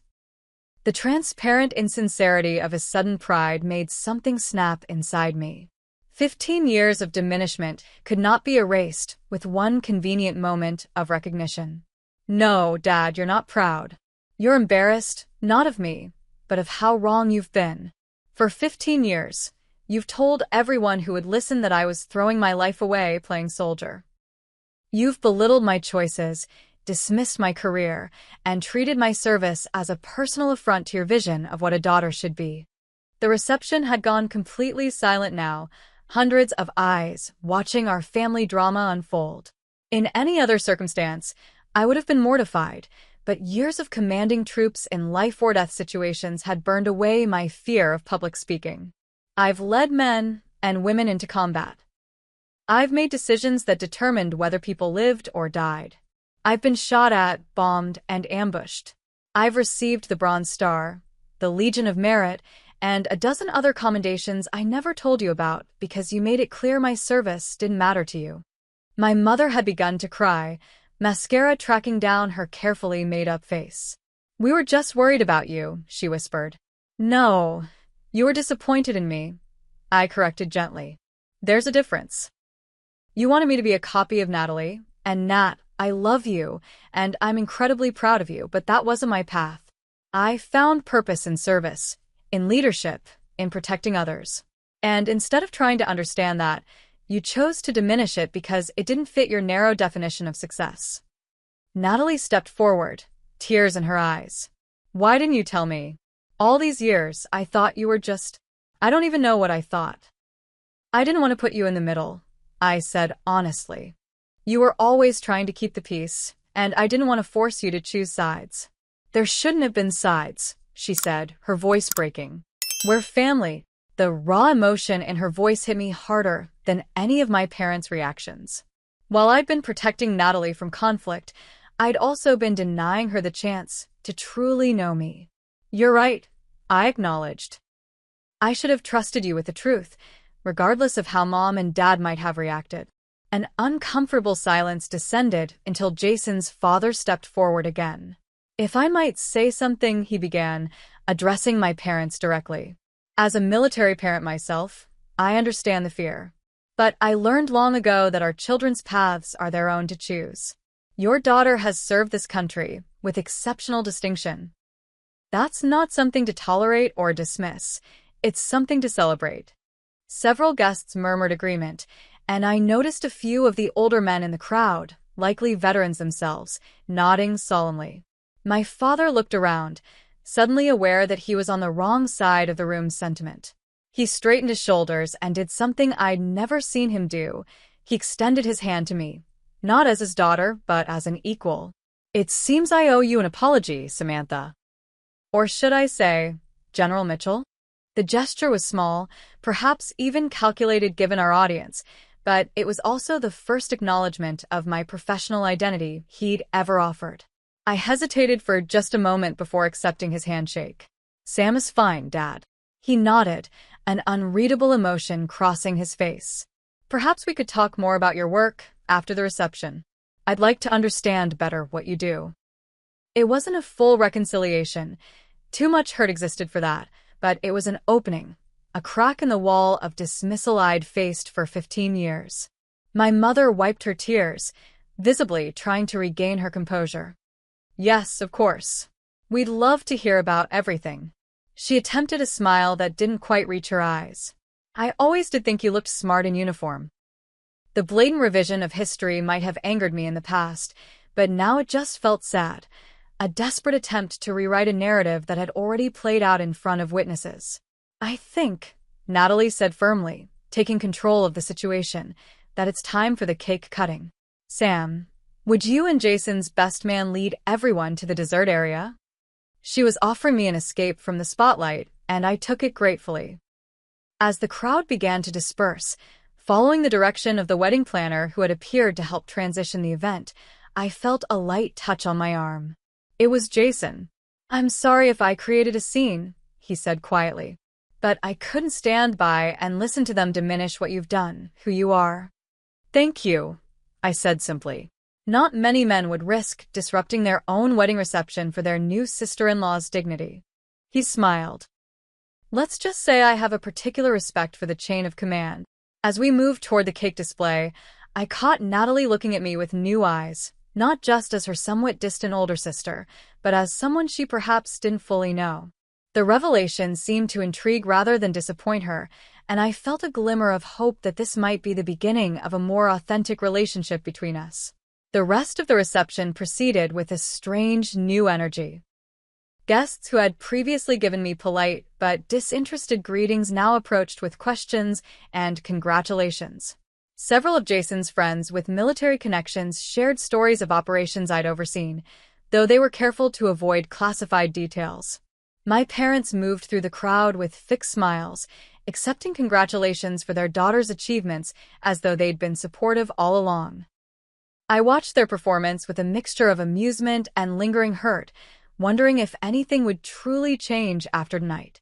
As the evening wound down, Natalie found me near the exit. "So," she said, a hint of wonder still in her voice, "my big sister is kind of a big deal." I laughed. "I just do my job, Nat. A job that involves 2 stars and saving lives." She shook her head. "All these years, I don't know what I thought. That you were just avoiding settling down, I guess. That's what Mom and Dad always implied." "I have settled down," I said gently. "Just not in the way they expected. My career, my soldiers, that's my life. And it's a good one." She nodded slowly. "I think I'd like to hear more about it. The real version, not the watered-down one you've been telling us." "I'd like that too," I said, feeling a weight lifting that I hadn't fully acknowledged until now. "And I want to hear more about your life too. The real version, not just the holiday update calls." She hugged me then, careful not to wrinkle her wedding dress. "Deal. But first, I have a honeymoon to go on." As she pulled away, she studied my face. "You know, I always thought you were running away from something. But you weren't, were you? You were running toward something." "The best things in life usually aren't where people tell you to look," I replied. "They're where you feel called to go." She smiled, wisdom beyond her years in her eyes. "I think that might be the best wedding gift anyone's given me today." The morning after the wedding, I sat in my hotel room staring at the dress uniform I'd brought but never intended to wear. After last night's revelations, hiding felt pointless, but I wasn't yet ready to don the physical representation of the career my parents had dismissed for so long. I was scheduled to have breakfast with Natalie and Jason before they left for their honeymoon, a tentative first step toward a more honest relationship with my sister. My plan was to check out afterward and spend my remaining leave time touring New England rather than enduring the awkward aftermath with my parents. A knock at my door interrupted these thoughts. When I opened it, I found both my parents standing in the hallway, looking uncomfortable but determined. "May we come in?" my father asked, his usual authoritative tone replaced by something approaching humility. Surprised, I stepped aside. "Of course." They entered hesitantly, as if unsure of their welcome in my space. My mother looked around the hotel room, perhaps searching for visible signs of the military career she'd just discovered. "We thought you'd be staying with us for the rest of your visit," she said, a question embedded in the statement. "I'm checking out after breakfast with Natalie and Jason," I replied, not unkindly but firmly. "I think we all need some space to process last night." My father nodded, then seemed to gather his courage. "Samantha, your mother, and I have been talking all night. We owe you an apology, many apologies, in fact." The words were so unexpected that I could only stare at him. In 34 years, I had never heard my father apologize for anything substantial. "We've been wrong," he continued, his voice roughening with emotion. "For 15 years, we've been so focused on what we wanted for you that we couldn't see what you were actually accomplishing." "It wasn't just that we were worried," my mother added, twisting her wedding ring nervously. "Though we were terribly worried. But we also couldn't understand why our smart, beautiful daughter would choose such a difficult path when there were so many easier options." "Easier isn't always better, Mom," I said quietly. "We know that now," she replied, tears forming in her eyes. "Or we're trying to know it. When Jason said your rank last night, when those people came forward to talk about how you'd saved lives, it was like finally seeing a person who'd been standing in front of us all along." My father cleared his throat. "I was raised to believe there were certain paths for women and others for men. Your grandfather challenged that thinking, but I resisted." It was easier to dismiss your choices than to reconsider my beliefs. The admission cost him visibly. His face flushed, his hands clenched at his sides. After the reception, we spoke with Thomas, Jason's father, he continued. He helped us understand what your rank means, what kind of responsibility you carry. And he didn't mince words about how poorly we've supported you. It made us realize, my mother said softly, that we've missed so much of your life. Real equivalents, important moments. Because we were too stubborn to listen, to learn. The apology was imperfect, still laden with their perspective rather than genuine understanding of mine, but it was more than I'd ever expected to receive. I appreciate that, I said carefully. But this isn't something we can fix in one conversation. There's been too much dismissal for too long. We know, my father acknowledged.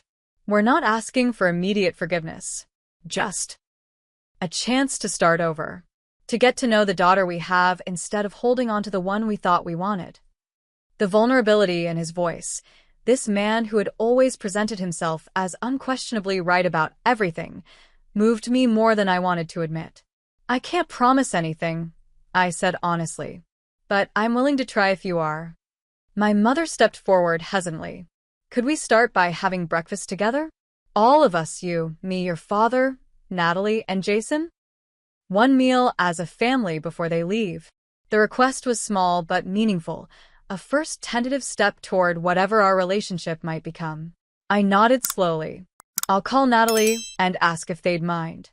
They left shortly after, allowing me space to prepare for the day. As I dressed in civilian clothes, I felt oddly lighter. Not healed. The wounds were too deep for that, but perhaps on the path towards something new. Breakfast was awkward, but not hostile.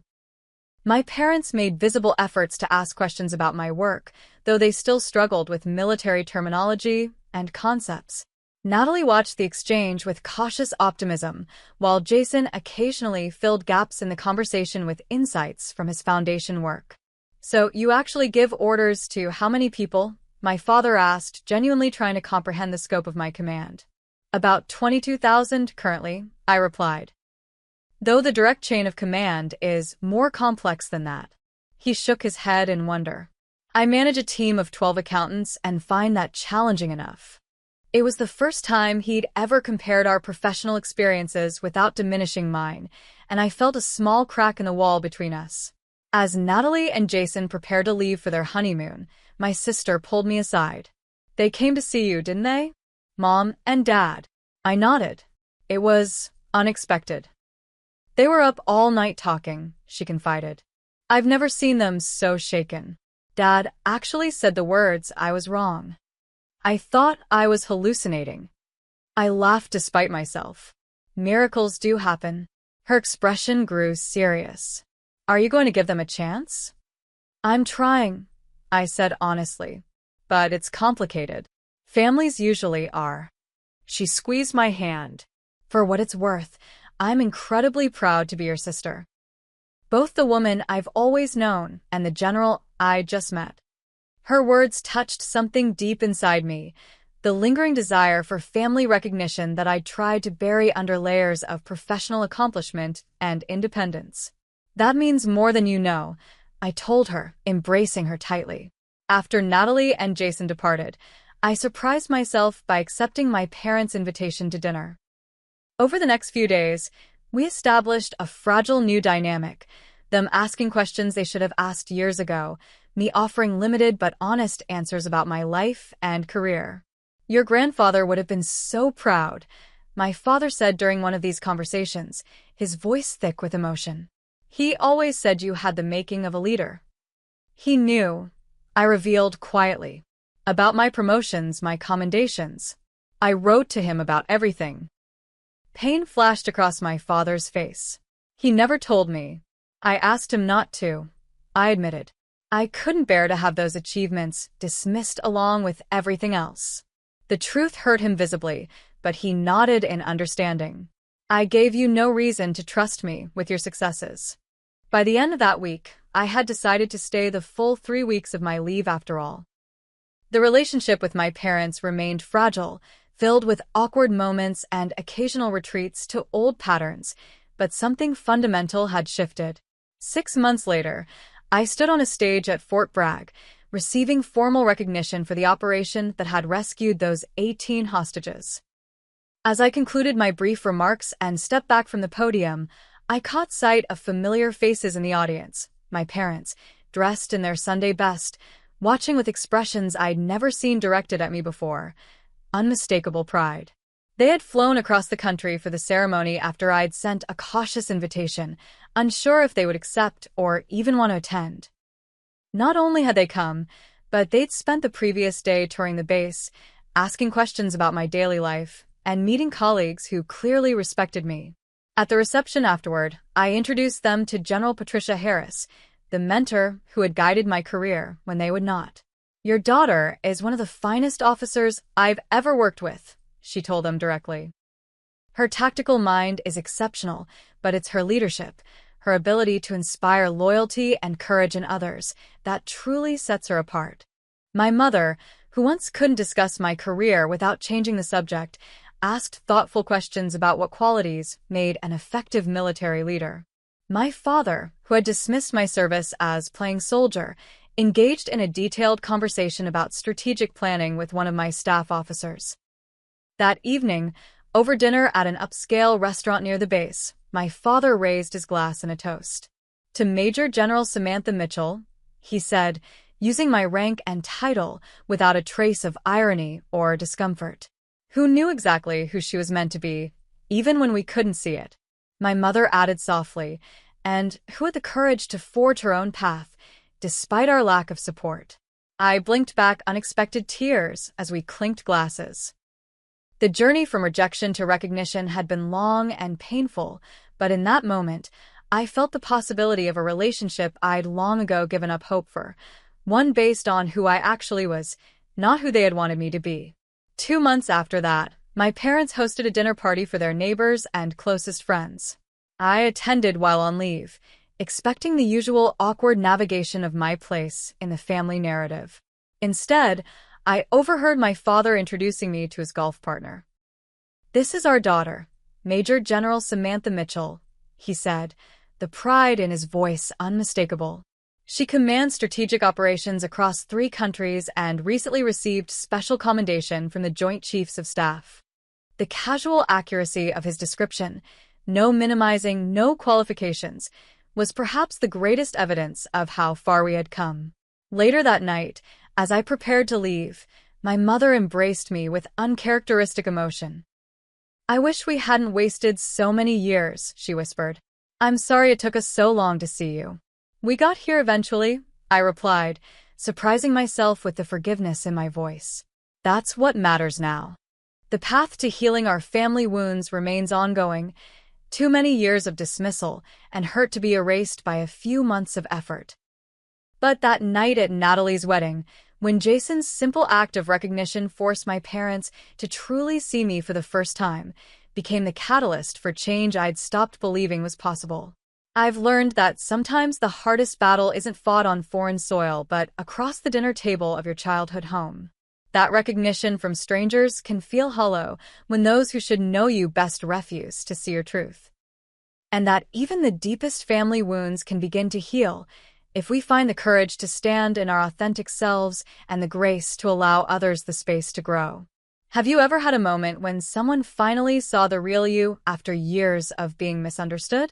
Or have you been the one who needed to reconsider your perception of someone close to you? Share your experience in the comments below. And if this story resonated with you, please like, subscribe, and share it with someone who might need to hear that it's never too late to bridge the gap between who others think you are and who you've truly become.